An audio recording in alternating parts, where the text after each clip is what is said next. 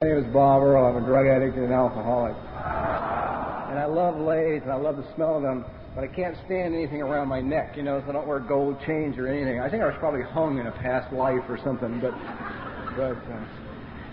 make me nervous. As they're making a tape of this thing, I feel it really necessary to say, for the purpose of anyone listening to the tape, that this is not an Alcoholics Anonymous meeting. This is an anniversary celebration for the Navy's program in Hawaii, and that all recovery programs are represented here. And so I'm not talking or bound by AA traditions, whatever they may be, on the speaker. They seem to be getting stronger as we get older. Never mind. Anyway, so I'm free to say pretty much what the hell I want to say. And if the tape burns your ass, I'm really sorry. And for those of you here who came to hear a standard AA talk, ACOA talk, OA talk, EHA talk, I don't care what kind of talk, I may make you uncomfortable. And if I make you uncomfortable, I'm okay with that. It means I've reached down inside of you and turned some stuff that you don't want to look at. And you may hate me for that. That's the part I don't like. But we'll get through it all.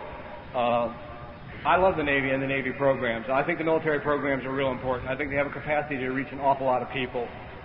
And also they have a more captive audience to work with than we do. It's kind of like when you're in prison, you go to the goddamn meetings and you don't see the free world. It's a simple matter. You don't really have to acknowledge you have a problem or not. You go, I'm sure the Navy applies some of the same gentle pressure to some of its enlisted men. So if you're one of those that has the pressure applied, what the hell, go to the meetings anyway. Recovery. I'm glad that everybody's here from all the programs, because I am of the school that thinks that the feuds that exist between AA, NA, OA, EHA, Gamblers Anonymous, adult children are ridiculous. I think the fact, you can't speak at our meeting because you don't have our disease, or you're not allowed at our meeting because you don't have our disease, borders on goddamn insanity. If there was ever a group of people on the face of the earth that needed each other, it is all of us, And the reason that's so important is, my experience at least has been that in recovery, those obsessive compulsive activities that I did not participate in before I got to AA, I participated in recovery, right? So it's like to close out other people and act as if they're not important or that we don't identify as silly. Eating is a good example. I used to always participate in OA, and I had a soft spot because I felt that they were getting a bad rap. And I never had any identity as a compulsive overeater or any identity with any problem with food until I was 15 years sober and quit smoking. 15 years sober, I gave up cigarettes. And in the process of giving up cigarettes, I discovered two things. First of all, I did not know that cigarette tobacco is cured in sugar. Once I smoked no longer, my body suddenly said, I want sugar. My body wanted serious sugar. My body didn't want lightweight sugar, it wanted serious sugar. And I began to treat sugar eating like drug addiction, right? And I would be sitting home in a little condo I lived in Montecito at 10 minutes to 11 in the evening. And I'd say quietly, there's no sugar in the house, but it's okay.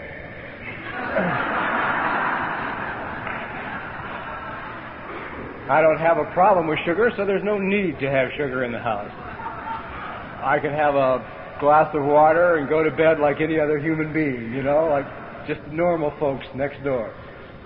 5 minutes of 11, I'm out the door on a dead run. In my car, I'm doing 100 miles an hour down Santa Ynez Road into Montecito Village, where I come to a broadside stop in front of the 31 Flavors ice cream store. I go through the door as the guy's about to lock up with a goddamn key, right? I buy my quart of pralines and cream, my jar of butterscotch topping, my jar of dry roasted cashew peanuts.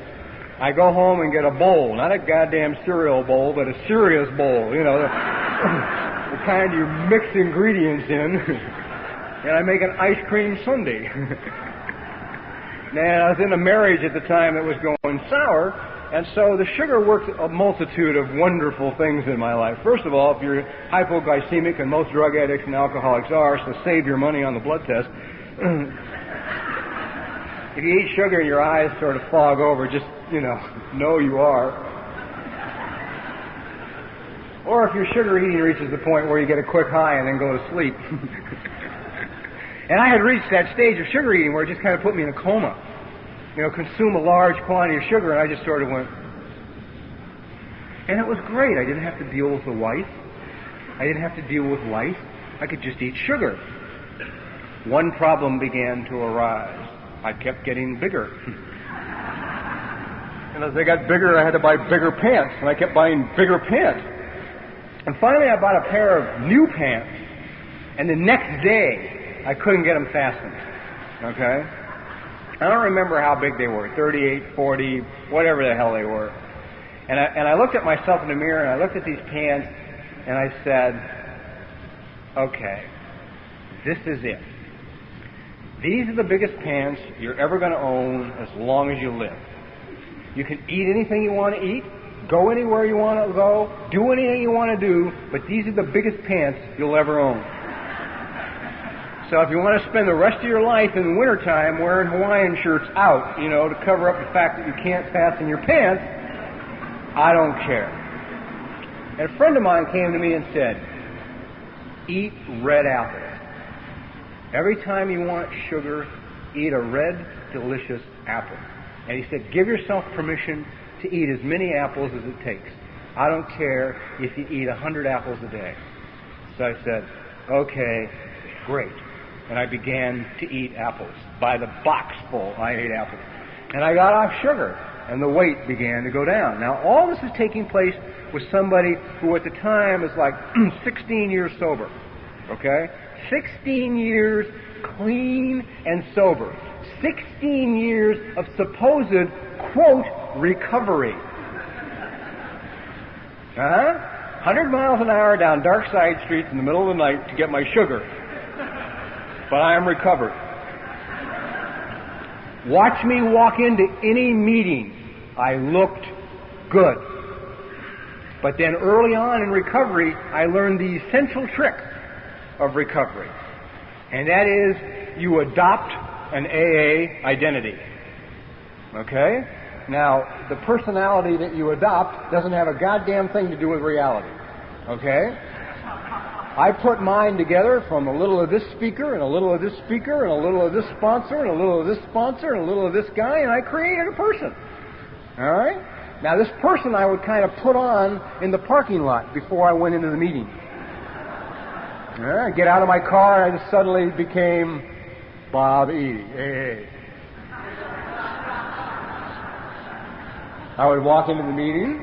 I always parked in the same spot, went to the same meeting, sat in the same chair, drank coffee out of the same cup, and said the same goddamn things, right? I thought that was recovery. But the most important part about my AA personality was I had watched the people in AA very carefully, and I knew one thing about good members of any recovery program, and that is that they are always fine, no matter what. George would walk into a meeting, you walk up to George, say, George, how are you? George would say, I'm fine, thanks, how are you? I'd say, I'm okay. And George would walk off. And 2 minutes later, somebody would come up and nudge my arm and say, hey, did you hear about George? No, God, what happened to George? Well, poor George, he lost his job, they repossessed his car, and his wife divorced him. Well, I understood what they're saying to me, that if you get your car repossessed, lose your job, your wife divorces you, you're okay anyway. You're fine anyway. So I became fine. No matter what, I was fine. I'd walk in a meeting and someone would say, hi, Bob, how are you? I'd say, I'm fine, thank you. When the most honest thing I could have done would have been drop to my knees, grab the person around the ankles, and begin to sob uncontrollably on their shoes, Right?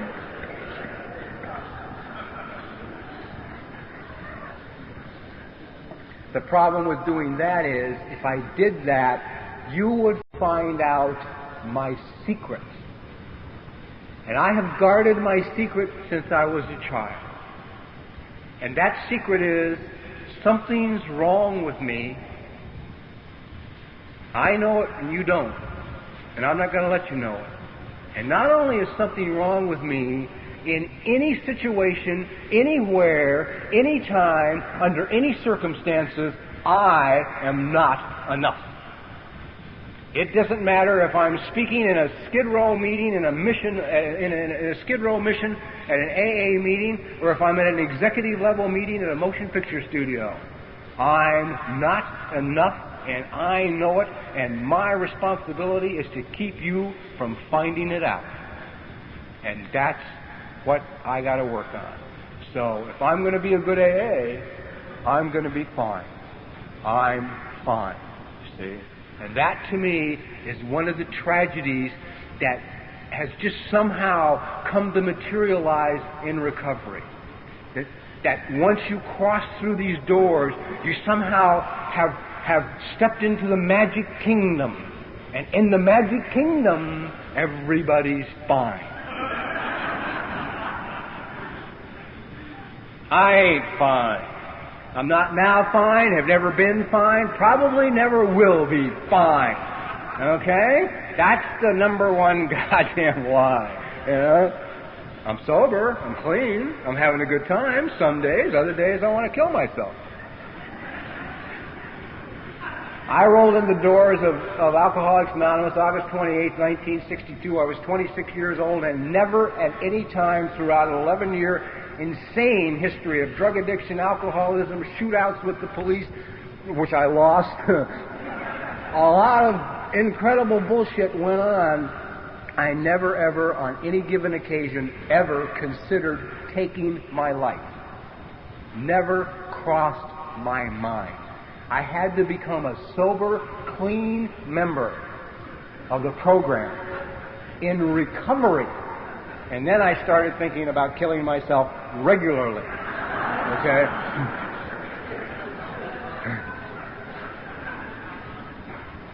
Many mornings, suicide seemed the only possible solution to the pending day.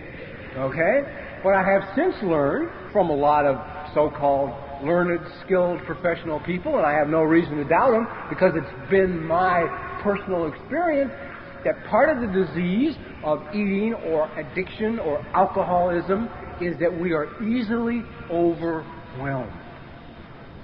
I am easily overwhelmed. But you can't be fine and be easily overwhelmed. I mean, it won't work. It won't go together. I can't look good and be fine and be, God, I can't handle it, you know, at the same time. And the God, I can't handle it is the truth. And the I am fine is the lie.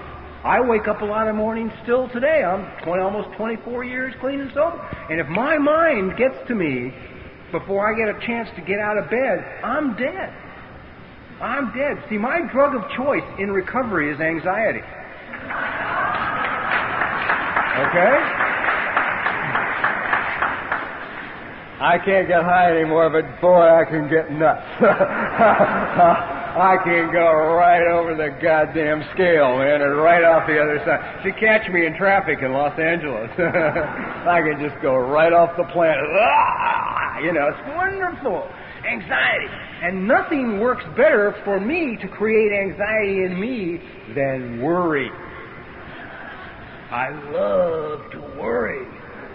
I got to worry about this afternoon, tomorrow, next week, next month, 10 years from now, what I'm going to do when I retire. How about when I'm old? Oh, my God, what am I going to do?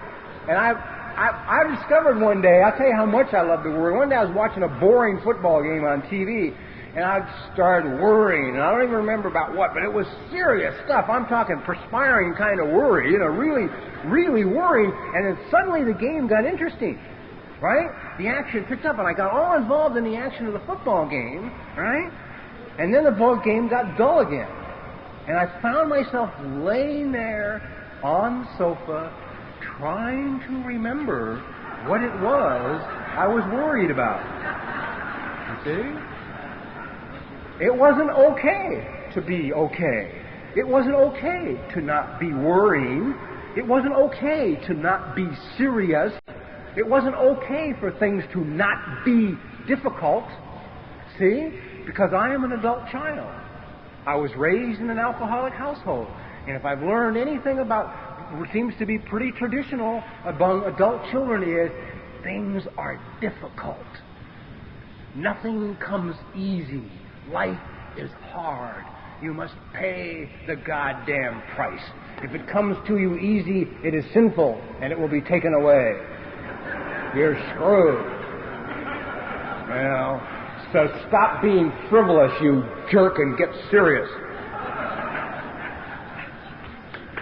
And yet, in my travels over the years, I have had the privilege to meet some people who I consider highly evolved people spiritually, who I would have to say walk daily, every waking moment, hand in hand with God. That their consciousness and God's is one from the time they get up in the morning until they go to bed at night, if they should even choose to do that. Right? And if all these people have one common denominator, it's silliness. It is silliness. They giggle. You know? I just spent some time with probably the most evolved person I've ever met in my life, and his very first words were, "You must understand," this is not some weird little Indian sitting in a robe alongside a river either. He said, the guy living in a palatial house in Palos Verdes who'd made a few bucks in his own right, you know? And he says, "You must learn that enlightenment means lighten up." You know? And he giggled. He went, "God bless you." You know? He said, "The problem you have living at the human level is that you all suffer from an illusion of separation. You suffer from an illusion of separation from God, from your fellow man, from the planet itself, from life. And it is nothing but an illusion." There is no separation. And that you're only here to do one thing: learn. Earth is a school. Therefore, if you're only here to learn, you cannot fail. Ever in your life. Because if the sole purpose is to learn, there can be no failure. God bless you. I don't know when he's going to learn to take this stuff serious, for Christ's sake. Stop having a good time.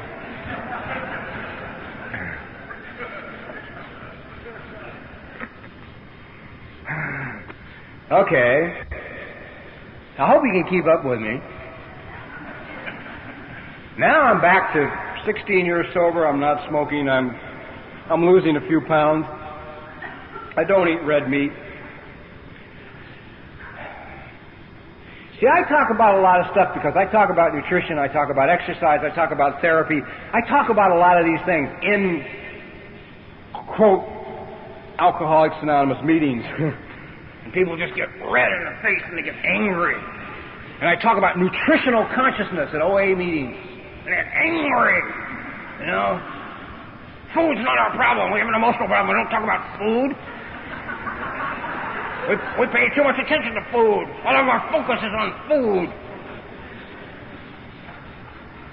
Well, it should be. You know? It should be.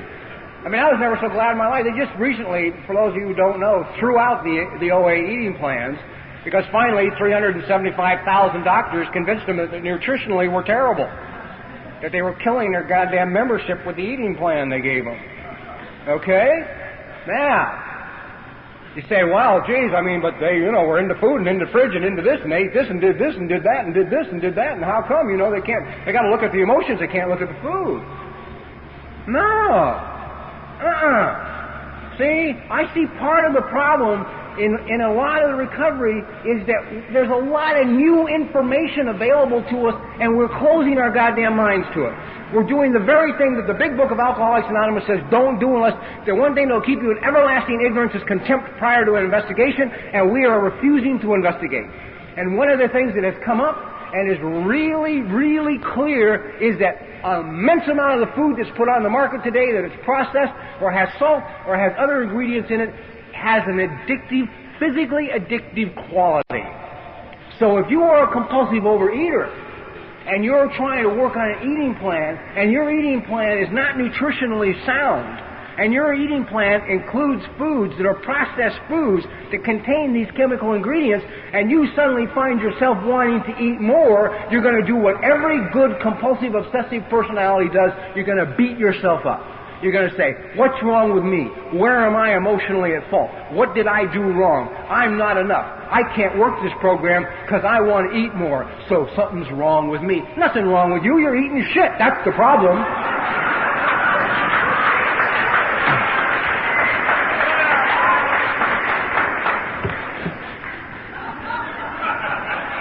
I was really going to try not to, but I figured, God, it's the Navy celebration, Robert. The least you can do is, and I can't,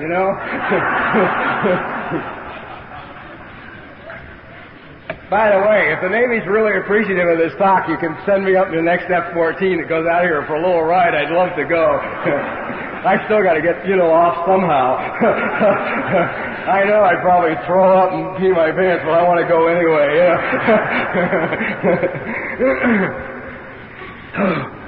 It's like Alcoholics Anonymous, I'm convinced beyond, I'm willing to die behind this one.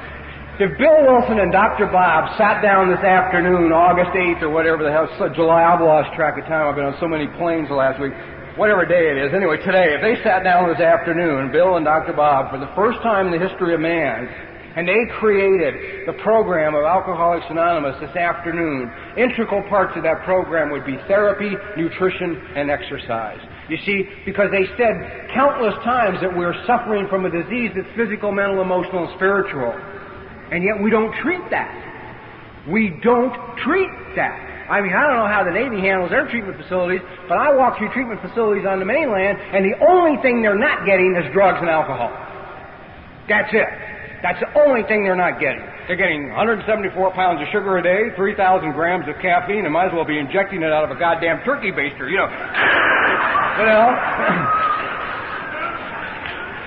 We're going to help you with your drug and alcohol program, Have 164 cups of coffee and settle down, man.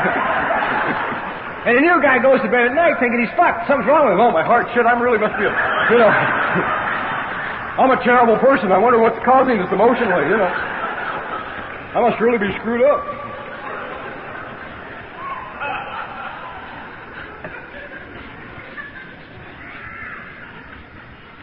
Many years ago, when Alcoholics Anonymous first started, there was a guy in the first 100 by the name of Tom Powers.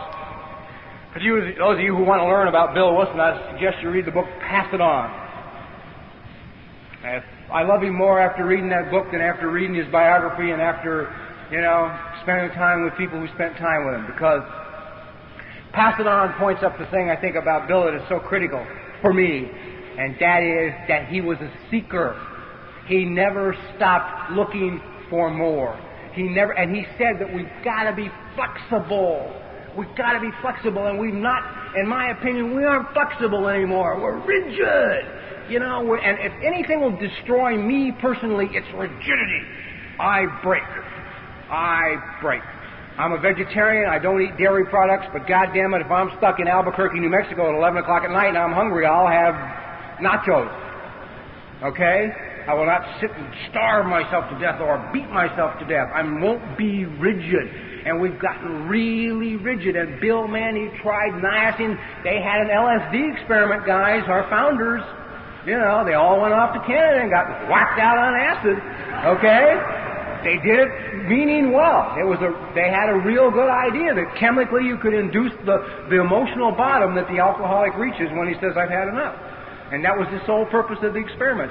And when Bill was doing this, his best friend and kind of guide, somebody who stayed close to him, was this Tom Powers. And Bill went, for Christ's sakes, he went to a nutritionist the last week of his life. He fought cigarette smoking the entire time he was sober. He wanted to quit more than anything else in the world. He quit 2 years before, but it was too late. He died of emphysema anyway. Bill Wilson was in therapy 4 years sober, 1937. Listen to what I'm saying. In therapy, 1937, and people will stand at the podium in AA meetings and pound the podium and say, AA is enough. It may be for some people, but it isn't for all of us. Okay? And if it isn't, God damn it, give us the freedom to go out and pick up the other tools we need because, therapy was not popular in 1937. It wasn't like, I live in Southern California where if you're not talking about your therapist, you obviously are poor, you don't have any money. Well, my therapist can beat up your therapist, So I'm in an area where it's a very in thing to do, Even in the program, it's not too bad, except with the old timers. They get nuts, of course. They know all they want to know. They still believe AA is where you come to, stay until you're lucky enough to die.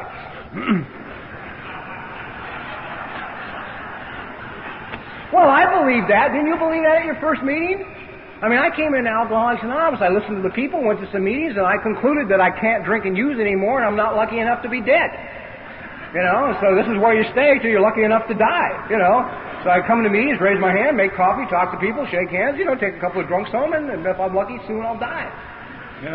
There's a new consciousness coming. I'll give you an example of it. There's a new consciousness coming into the program. I love it. There was a couple of guys a while back that came into Southern California who were wonderful, wonderful guys. These guys had been everywhere on this planet.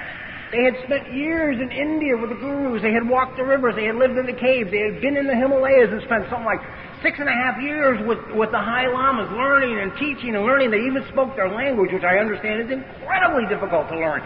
And they walked, they have been everywhere. They have gone through the test, walked the coals, been in the mountains, climbed the Andes, bare feet in the snow. They have done everything. And the only thing that was giving them problems with the consciousness and the material they were getting was the heroin that they were using. Okay?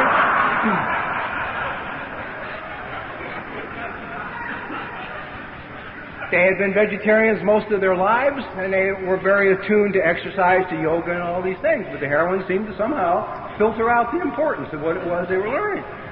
They came into the program, and we gave them a book, the big book. We said, here, read this. And unlike anybody I have ever met in my life, they took that big book and opened it up and looked at it and said, wow, this is good stuff. I really like this. God, these 12 steps are incredible. Do you know that the Essenes were saying some of this stuff 2,000 years before Christ ever hit the planet? This is heavyweight stuff. This will deal with this problem. And they just started working steps like, you go out and sign a contract to buy a new car, for Christ's sake. Oh, this is great. Yeah, write this. Oh, yeah. Oh, the exact nature, of course. I understand what that means. And, and away they went. About 6 months later, man, two of them are bopping into a clubhouse in the San Fernando Valley and walk in the door, and there in his chair is one of our 33-year sober old-timers with his coffee cup, his cigarettes, and his pile of cookies in front of him, and his kid looks at him and says, "What the fuck are you doing?" And this old-timer, staunch, stalworthy, respected, looks up at him like, "What do you mean?" And the kid says, "My God, man, you're getting another shot at life here. God, through Bill Wilson and Dr. Bob, implanted information to all of you, and He's giving you another chance to live. You're given another chance. You've been raised from the goddamn ashes. Raised from the ashes. You've got a new life, and you're sitting in this chair killing yourself." And the old-timer looked him in the eyes and said, "When you're sober as long as I am, you'll understand."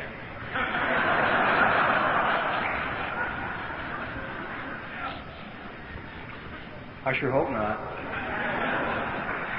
I sure hope not. I sure hope I never understand. Because that stuff wasn't acceptable to Bill. It wasn't acceptable to Dr. Bob. And you go out to do something here and people go nuts, and they forget, for Christ's sakes, Bill Wilson and Dr. Bob used to have seances at Dr. Bob's house. They used to talk to the goddamn spirits. They were looking anywhere they could. Hey, well, you guys know, can you give us a hand here? Give us some more help? The 20th anniversary of Alcoholics Anonymous was held in St. Louis. AA was 20 years old. 20 years old. This is an official, recognized, sanctioned by General Service, World Service, whatever the hell it is, AA convention. The only one that's actually truly AA. The rest of them are not, no matter what they said. 3 of the main speakers were as follows: a Catholic priest, a Protestant minister, and a psychiatrist. Isn't that interesting? And we have all these table pounders telling us, this is enough. This is enough. And I find people resist only what they're afraid of. Only what they're afraid of. Anyhow, this guy, Tom Powers, he stuck around AA for a long time, and finally said, about 15, 20 years ago, and he was a circuit speaker, a recognized member of AA, he says, you guys have blown it. You have watered this down. It is not what it was intended to be. And he believes in his mind and in his heart that the sole purpose of the 12 steps of the program of Alcoholics Anonymous and the meetings and the fellowship and the working with the newcomer and the going to the prisons and whatever the treatment facilities, whether they be Navy or private or anything else, is to effect in the alcoholic a spiritual awakening. That is the only function of it. And it, in the process, somehow got watered down, so he just tripped off quietly to the Catskill Mountains in New York, and he decided to do it his way, and he opened his own little place. In the beginning, he started out by just going into New York and picking drunks up off the Bowery and taking them out there. Today, it's a rather large facility. It's a community, as a matter of fact. Tom himself is in his 70s. His youngest child is 2. Tom is a recognized yoga. He's cured himself of cancer. And for you in the Navy who come through this treatment center here and think it's a bitch, let me give you a little information. Day one, if you walk through the doors at East Ridge, this is what you will give up. You will give up drugs. You'll give up alcohol. You'll give up sugar. You'll give up caffeine. You'll give up cigarettes.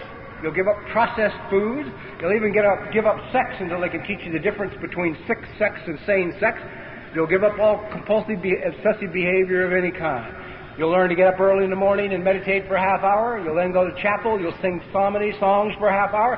You'll exercise aerobically for an hour. You'll then have a nutritionally conscious, carefully balanced breakfast. And the rest of the day will be spent working really hard, because most alcoholics and addicts don't really know how to work really hard. And the rest of the time will be in groups and encounters. Lunch is a balanced meal, a little fish, salad, nighttime salad, vegetable, potato, stuff like that. That's your day. That's it. That's the program. As Tom very quietly says, people are being kept asleep. And as long as you're going to have the other chemicals in your system, you're asleep. And so he wants to wake people up. On this property, in this facility, are children 12 and 13 years old who have never seen a television set. They've never read a magazine. Oh, they've been taught history, and they've been taught geography, and they've been taught every form of philosophy known to man. All the ways and points of view of looking at life. They've learned them all. And I got to tell you, if you ever physically, firsthand, want to see God, you look into the eyes of one of these children. See, because there's nothing between them and their soul. They just look at you. And there it is. Now, I don't know about anybody else in any of these other recovery programs, but when I was born that first day, when I was born, I was given birth to, and I was happy, joyous, and free. And from that point on, due to the circumstances of my life, a lot of things happened to me, and all of them destroyed my capacity to be happy, joyous, and free. And my sole function in recovery, as I'm coming to understand it now, is to get back to what God originally intended for me to be in the first place, which is happy, joyous, and free.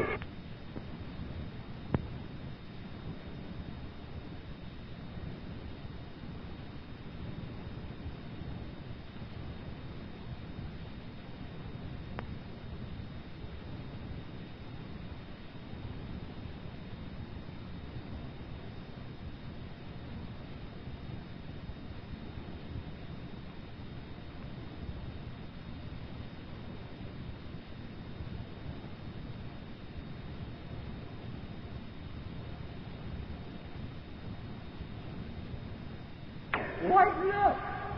You know? Lighten up. That's what it's about. Happy, joyous, and free. And happy and joyous and free doesn't mean that you can't protect your country. It doesn't mean that you can't be a man. It doesn't mean you can't be a father. It doesn't mean you can't be a woman or a mother or a contractor or a bulldozer driver or a florist or a writer or a poet or whatever the hell you want to be. It just means be happy, joyous, and free at whatever you do. That's really what it's about. But you see, my problem is because of things that have transpired in my life, I don't know how. I think something's wrong with me, and I'm not enough. And if something's wrong with me, and I'm not enough, I can't be happy, joyous, and free. Okay? We are now back to I'm 16 years old. Hey, I live my life like this. At least it keeps from being boring, you know? Where are you, Bob? God, I don't know. Let me look at my watch and see. I'm 16 years sober. I've given up cigarettes, I've given up red meat, and I've given up sugar. Friends of mine come to me and say, Bob, you should start running. It'll be good for you to run. So I start running. By now I'm 17 years sober. I've just begun to run a little bit. My life is in great shape. I'm a television writer. I live in a penthouse at the beach, drive an expensive car, have a gorgeous girlfriend, and want to die. Nothing's changed. And I came into the program, you know, I have a 10th grade education. I failed English ever since the 4th grade, and I'm a phonetic speller. And yet 5 years sober, I wound up being a writer. God's little idea of a joke on the industry, not me, you know. Not true. It's not a joke. I have a lot of things to say, and I'm about to, you know, change what I write and start saying them. And maybe, well, we'll see. Anyhow, maybe we'll get to that. Maybe we won't. Anyhow, a friend of mine says to me, because I was in terrible pain. I was 17 years sober, and I did not know where to turn. I had written 32 inventories. Couldn't write any more goddamn inventories in my life. I have to write your life. My mind I was done with, you know. I sponsored probably 100 guys. I traveled probably 40,000 AA miles a year minimum in the car, not counting what I travel on planes. I was well. I was recovered. I was okay. I was fine. I just wanted to die. That's all. Just wanted to die. Other than that, everything was okay. My life looked good. I looked good. The people in my life looked good. Looking good was important. I'd rather die than look foolish or silly. See, that's another problem here. They say to you, surrender to God. Everything that I've ever read about God or about metaphysics or about a spiritual life, there seems to be that there is one absolutely essential, critical ingredient if you really want to let go and let God. And that is the capacity for spontaneity. You must be able to be spontaneous. Because all the teachers I have ever come in contact with say the same thing. Nothing is permanent on this planet. Everything changes constantly. The only permanent thing is change. Everything else is coming and going and changing. And you must learn to flow with this. Come on, would you give me a rest? Okay? I can't even go places I haven't been before. You know, because if you say to me, hey, there's this new place down the road, you'll love it. Great people, neat meditation class, they say terrific stuff. They're really far out. It's wonderful. It'll raise you to a new level of spiritual consciousness. I go nuts inside. I go right over the edge. Oh, well, yeah, okay. What do they wear? I mean, how do they talk? Do they talk, you know, high or low or hee or do they laugh or geez, I don't know. Oh, you know what? I got a newcomer I got to go get. I don't think I'm going to be able to go. Okay? And I spent my whole life like that. My whole life in social sitting. I'd walk into a room full of people I didn't know, and the very first thing I would do was plant my back against the wall. Okay? And then I would watch the people in the room. And I would see how they stood, watch how they shook hands, how they laughed, you know, how they related to each other. And once I decided I could relate like they related, I would walk out into the room and stand like they stood and shook hands like they shook hands and laughed like they laughed. See, the tragedy to that is, whoever I am, I left me on the wall. See, because whoever I am, something's wrong with me, and I'm not enough. So I got to come into your little party or your little gathering, and I got to be who you are, because I know that you're going to throw me away, because you're going to find me out. I'm not okay. And that, I believe, is the crutch inside, the very little bottom piece inside every one of us in every recovery program, no matter what it is that we live with that's killing us, is that I'm not enough, something's wrong with me, I'm not okay. And I got to do everything I can to pretend to be somebody other than who I am so that you will love me. And the tragedy is, as long as I'm pretending to be somebody other than who I am, I'm not here. I'm not present for my life. I am an act. I am a vaudeville routine. There is no one home. No one home. Okay. So now, 17 years sober, wanting to die, a friend says to me, I think you should go see a therapist. I was open-minded about therapy like most AAs. Anyone I sponsored went into therapy, I fired them immediately. I would make the standard speech. Well, obviously AA and I aren't enough. Go find a sponsor, and who is? Or perhaps call your therapist at 3 o'clock in the morning. See if he answers the goddamn phone. Unfortunately, I was in too much pain to care, so I went.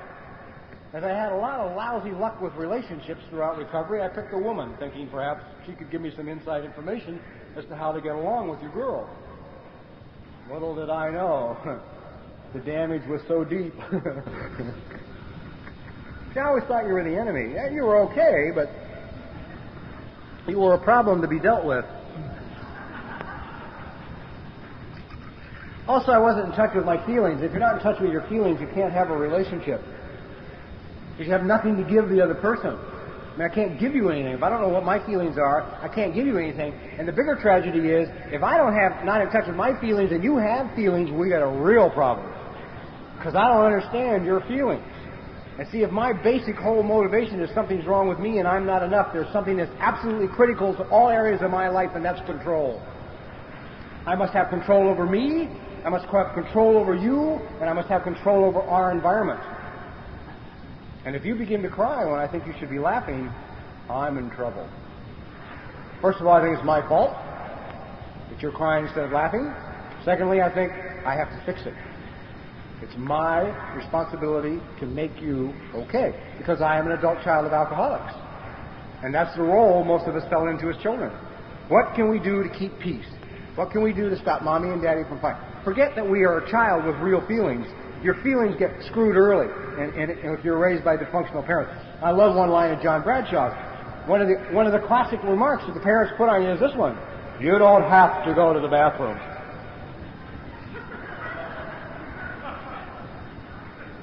Kid stands there and goes,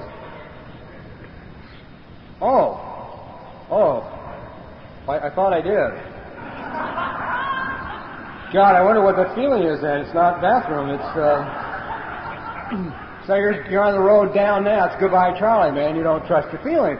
And also, one of the things I love around the programs is that women are always screaming at us men in recovery, you guys are unfeeling. You're not in touch with your feelings. I mean, women in Southern California even started a meeting for women who were in relationships with men who weren't in touch with their feelings.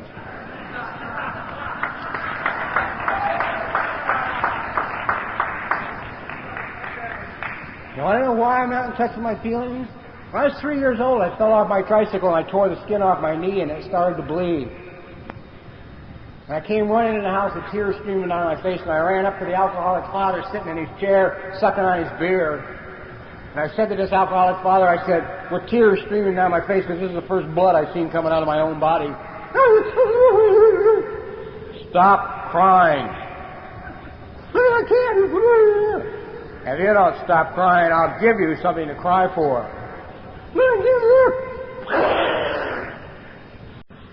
Okay, I got it. They didn't give booze to an idiot. You know, I understand. You have pain, you don't cry. You don't cry no matter what happens in your life. You don't cry. Because if you cry, you get your goddamn brains punched out. Because there's something wrong with you if you cry. Well, 13 years later, I was 16 years old. I laid in an emergency receiving hospital in downtown Los Angeles with police bullets in my body, and I looked at the goddamn surgeon and told him to take his anesthetic and stick it in his ass. My father would have been proud. Of course, I fainted when he was halfway in after the first bullet, but that's beside the point. You know, I looked good for a minute. You know, I was tough for a minute. And the other thing you learn in an alcoholic household is not to laugh. You learn not to laugh. You see, because giggling cannot be allowed in a house of paranoid. Because if you have a giggling fit with a paranoid in the house, they know who you're laughing at. And you're finished. Okay, then I start to grow up. I don't know how the hell to relate to a woman or a relationship or anything else. The only yardstick I got is mom and dad. That's all I know about a relationship. You know, and then I spend years beating myself up for not being able to be a good, functioning partner in a relationship. And I forget one thing. Everything I do today is learned behavior. Do you ever throw a ball to a child that doesn't know how to catch a ball? I mean, catching a ball is not a normal, instinctive reaction for any human animal. You throw a ball to a child and it's... Throw it to him again. You show him. Catch it. Throw it to him again. Right? If you took a 50-year-old man who had never been taught to catch a ball and threw him a ball, it would go. Learned behavior. I was taught not to cry. I didn't do that. It wasn't my idea. I didn't say, Mom and Dad, teach me how not to cry. I was taught not to laugh. I didn't say, Mom and Dad, I want to go through life being serious because I'm afraid to laugh because I'll get hit or shoved away or no one will love me. I learned how not to do these things. Okay? So part of what therapy's been for me has been to unlearn. And in the process to learn new behavior. Anyway, we're back. I go to the therapist for the first time. I sit down with this woman and she says, tell me a little bit about yourself. I said, well, I was thrown out of manual arts high school. She said, start with your childhood. Tell me a little bit about yourself. I said, well, I was thrown out of manual arts high school when I was 15 years old. I discovered the wonderful world of drugs and alcohol. I spent the next 11 years in the streets running drugs and drinking alcohol, and I came to the programs of NA and AA 17 years ago. She said, no, wait a minute. You weren't born at 15 years of age. I said, tell me about your childhood. She said, I don't remember anything. She said, what do you mean you don't remember anything? I said, I don't remember anything. I can remember perhaps 3 things that have happened to me since I was from birth to 15. And at that moment, the smile came on her face.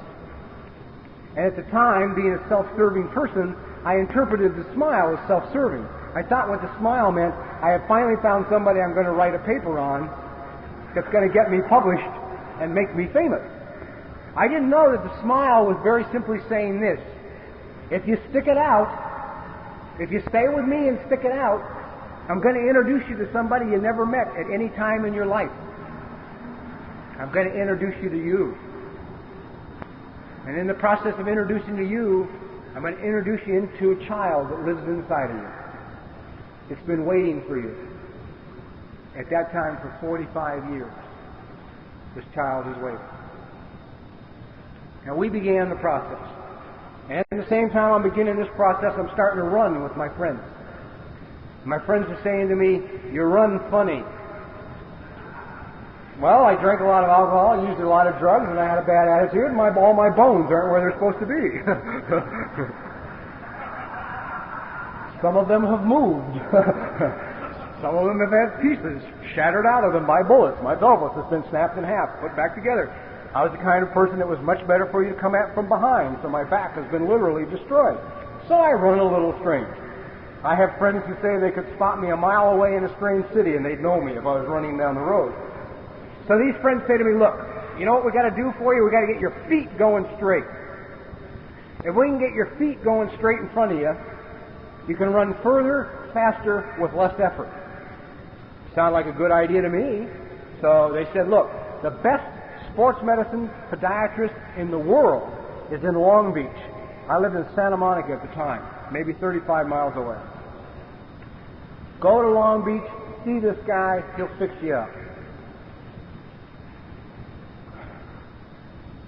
Long Beach is too far for me, I'm sorry. I can't drive me 35 miles to a doctor. I'll drive you 35 miles to the doctor. If you called me up on the phone and said, "I got to go see the sports medicine podiatrist in Long Beach, it's really important, it's critical to my running, would you pick me up and take me?" I'll say, "Yeah, I'll come there and get you in a minute." You're worth taking to the best person. I'm not. Because there's something wrong with me. And I'm not enough. So I go see a podiatrist in Century City, 5 minutes away, who knows nothing about running, makes me some orthotics that must have been made for a goddamn lumberjack. I go out and run a mile and a half, and now I'm crippled over like this, right? My back is out.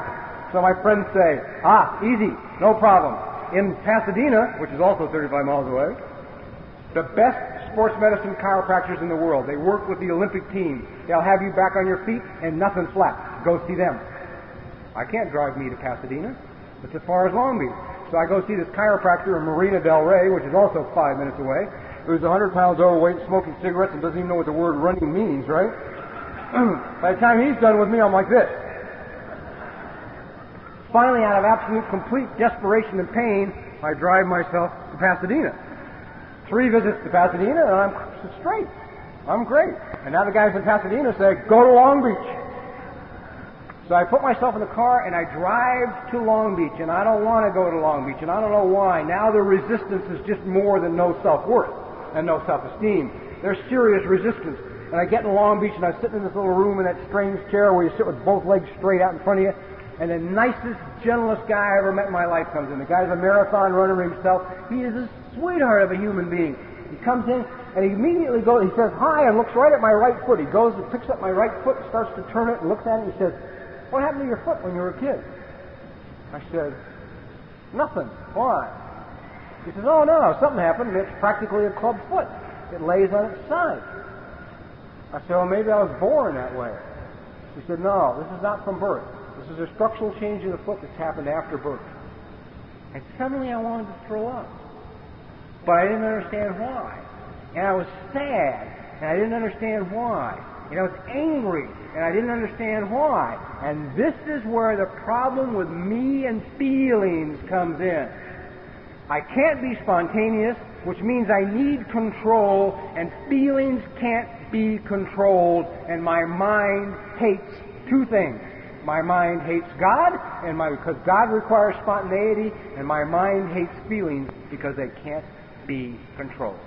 You see, an example would be, because sometimes my feelings are inappropriate to the situation, and I look silly, and I don't want to look silly. An example would be if my neighbor and I walked out of our houses in the morning and went to our cars, and we tried to start our cars, and his car didn't start, and my car didn't start. He would go back in the house and call the auto club. I would go back in the house and call suicide prevention. Okay?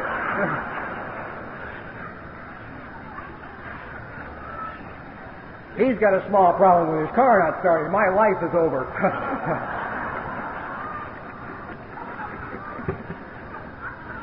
That is an inappropriate feeling to the circumstances. But it's me. But it's me. You see?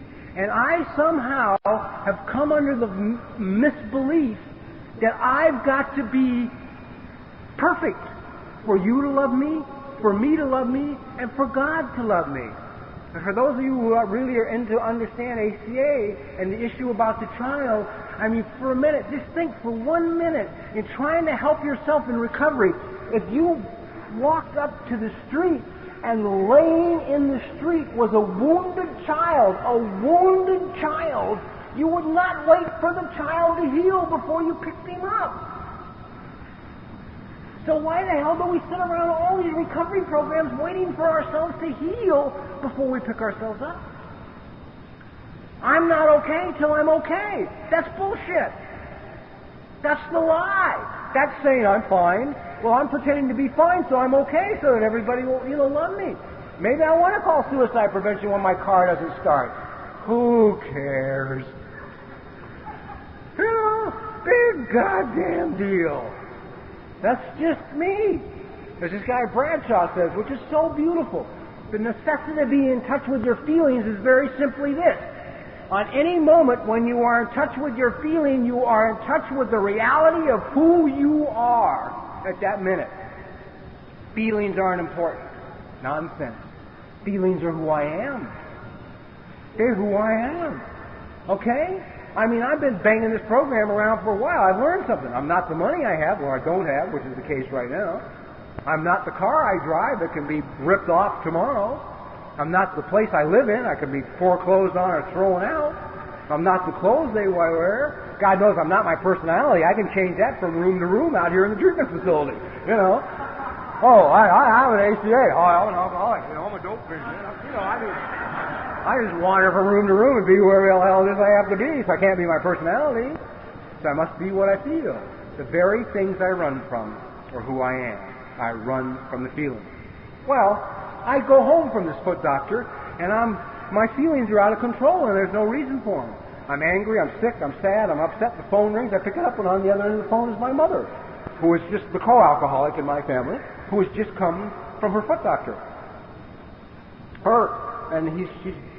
She's like bitching because he didn't cut her toenails straight. I said to my mother, I said, look, as long as we're on the subject of feet, what happened to mine? I got to tell you, man, for those of you who are going to begin this process and go back and try and dig that crap out, dealing with a co-alcoholic can be like dealing with a wall. They don't even know we were there. And don't want to admit we were there either. They don't even want to admit they were there. Well, they weren't, really. So anyway, after a little badgering, she says to me, well, when you were a little boy, you had very high arches, and you required special shoes, and they were expensive shoes. Very expensive shoes. She repeated 5 times at least how expensive these shoes were. I hung up the phone and I felt worse than I have ever felt in my life. I wanted to cry, I wanted to destroy the apartment, and I wanted to throw up, and I didn't know why. And I was up all night, pacing and walking. I'm a pacer, like I said, anxiety. I'm a mover when I'm nuts. Next day, my schedule with my therapist, I walk in her office door, she says, hi, how are you? And I go, ah! No longer do I say I'm fine. And I tell her what the problem is, and she says, well, let's go back and see what we find. So we go back, and what we found is a 2.5-year-old little boy standing in a hallway in an apartment in Denver, Colorado. Cute little kid. And he's there in the hallway with his mother, and he's got tears streaming down his face. And he's pointing to his right foot. And what this little boy is telling his mother is that the shoe was too small, and that it hurts his foot so bad, he's crying. He's crying from the pain. And the mother says to the little boy, my mother says to me, shh, not too loud. Your father will hear, and he'll be angry. And I finally understood. At that moment, the light went on. why all my life I felt like something was wrong with me and I'm not enough. You see, because if I'm not worth buying shoes for that fit, if I'm not worth having the pain-free physical life as a child given to me by the parents, I have no value. And if I have no value, I've got to pretend that I really count, that I'm really important. So I finally understood what was going on. The parent issue is a real simple one, and I hate to keep quoting, no, I don't know why I hate, I love quoting John Bradshaw. One of the things he says I love, he has a line where he says, everybody is responsible and nobody is to blame. A girl I knew was celebrating her first birthday in Alcoholics Anonymous, and her mother, who was 4 years sober, called her on the phone. Her mother said to her very simply this, because they keep saying, forgive your parents, right? Her mother said, look, on this your first birthday, the only present I can give you is this. I want you to know that I understand that I, your mother, am responsible for most of the problems you have living today. I am responsible for your inability to hold a job. I'm responsible for your inability to have a meaningful relationship. I'm responsible for your inability to relate to other people. I am responsible that you have these problems. She said, but on this, your first birthday in AA, please understand, you're responsible for the solutions to those problems. I can deal with that. I'm okay with that. God, that's great. Just let me know that it's not my fault I'm fucked up. I'm willing to fix it. But as long as I think I'm at fault, then I keep going through life thinking there's something wrong with me. There's nothing wrong with me. It's learned behavior. It can be undone. You know, it's like adult children of alcoholics just started, and they get there's a lot of Al-Anon flack, you know, I don't know, in different areas. There's a lot of friction between Al-Anon and ACA. There's friction between AA too, but it's worse from Al-Anon. And any Al-Anons are here, open your mind for a minute and listen to this with a grain of salt. First thing wrong with Al-Anon and ACA being together is that you have no right to tell us what to read. None. Okay? That's the same control bullshit when we were children. No, you can't read that. You can read this. Who the fuck are you to say? You know? I mean, what gave you the right? What gave you the right to dictate to me what I read? Okay? Because there's a lot of good literature out there for adult children that should be on the table at other areas. Well, why are they doing this? Al-Anons aren't bad people. It's because, in my opinion, for the first time, the behavior of the co-alcoholic is being called into the spotlight alongside the alcoholics. And it's uncomfortable for you. It's uncomfortable. Hey, for every one of us who's an adult child, we are also parents. We're also parents. It's uncomfortable for us. As I look at my parents' behavior towards me, I've got to look at my behavior towards my kids. Okay? And it's no better. It's no better. It wasn't any better than they did. All right? But for the first time, somebody's saying to the co-alcoholic, why didn't you get us out? Why did you not rescue us?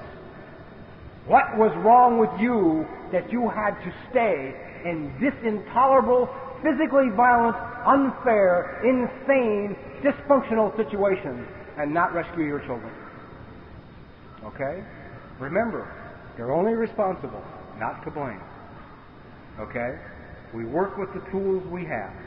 That's all we can do. We work with the tools we have. Where am I today? Well, I'm 23 years and 10 months, 11 months sober. I'm 50 years of age. Vegetarian. I run a little bit, ride bicycles a lot. I'm probably in the top 1% in the nation from health condition for my age. I walk by a mirror nowadays occasionally, and I'll catch a glimpse of myself out of the corner of my eye, and I'll turn and smile. Because I like the person I see. Okay?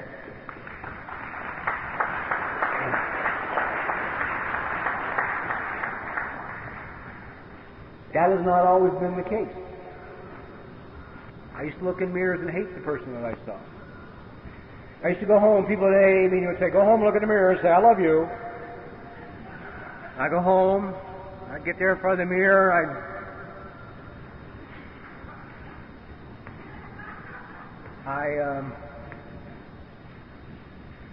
you're the sickest motherfucker I ever... And I would walk away. That was the best I could do. That's what I thought of me. Of me. Today I'm okay. I live in Southern California for 2 weeks more. I'm gone. I'm moving to Santa Fe, New Mexico. I'm going home. Never been there, but I know I'm going home. Because in the process of this therapy and all this, I met a little child who lives inside of me. People say, oh, God, you're going to talk about the kid inside. What's the kid inside got to do with anything? It's got a lot to do with a lot of things. One of the things I've learned about the child inside is from spiritual people I have talked to, they have said, it is critical that you get in touch with this child inside because God will speak to you through that child. And I believe that. My child, his intuition is perfect. Perfect! My intuition is perfect. It's always been perfect. Always. Everybody in this room, your intuition is perfect. You just don't listen to it. You know, I have gone to the altar to get married when my intuition was saying, this is not a good idea. You know? This ain't good. You know, shut up. Everything's okay. I'm in charge here. You know? Don't bother me with that wimpy bullshit. If I can handle it, you know, and away I go into the jaws of death. You know? Always. Always trust the intuition of children. Alice Miller has written some wonderful books about raising children. And in one of her books, Drama, The Gifted Child, she says, everybody always talks about Jesus Christ. But if you want to talk about parenting, Mary and Joseph were the perfect parents. Because they knew they were raising the child of God. And so they chose to learn from him rather than try and make him a clone of them. And he went places that they didn't understand, and he did things that they made them afraid. But they never stopped the child. They learned from the child. And think for a minute, and this is a real good one because it's happened to most people I know. At a large family gathering, you'll have little Billy. And little Billy will start to walk across the room towards Uncle Harry. Again, about this far from Uncle Harry he'll go. The family now goes, no, Uncle Harry's, well, sweet, come on, Billy, Billy, it's okay. Billy's intuition has said, don't fuck with Uncle Harry, okay? They now pick Billy up, carry him over, and put him on Uncle Harry's knee, and he goes, nah! And they're saying, oh, no, Billy, be nice to Uncle Harry. Billy knows something nobody else in the room knows. See? And if you watch the child and learn from the child, you'll trust the child's intuition and you'll learn to trust yours. What else can I say? I'm delighted to be here. I know this stuff makes you uncomfortable, you know, but I'm convinced that recovery is all-consuming. It's spiritual, it's physical. I heard a Christian minister. I watch a lot of fundamentalist TV. I love it. Like I say, anxiety is my struggle. No, it's like... And I was watching this guy the other night, a few months ago. He's like one of the top 4 or 5 on TV, right? I mean, one of the really gets into it. And suddenly he says to the television congregation, he says, for those of you who are out there saying you're professing that you're Christians and that you're born again and you're overweight, it is time for you to realize you must put some consciousness into what you eat because your body is the temple of God. And if you're not taking care of the temple, you're not following the Christian... I went, I'm impressed, right? I mean, this sucker lives on checks in the mail, right?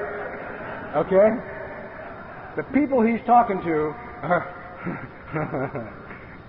Now, parting caution.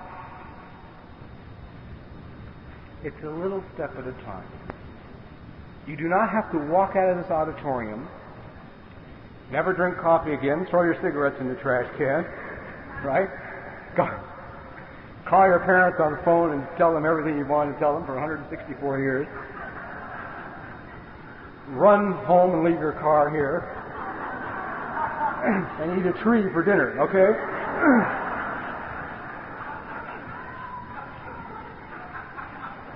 That's not required. Just don't be afraid of your own consciousness. Don't be afraid when you start saying to you, I don't want to eat this anymore. I want to run. I want to ride a bicycle. I want to go swim in a pool. I don't want to smoke anymore. I want to be a non-smoker.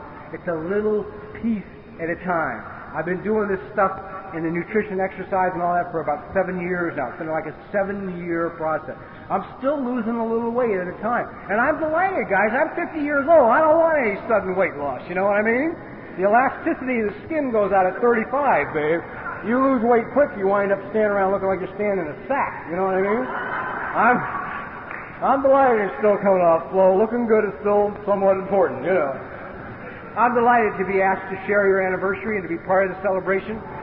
Man, that's my plane, God damn it. Somebody's in my plane. I'm thrilled. I'm thrilled to be part of the military. I really am, man. I'm grateful to you guys that are in the military, and I'm grateful to the program that's going to keep us from winding up with a Polaris submarine loaded with heroin addicts. You know what I mean? And and be good to yourself. God bless you.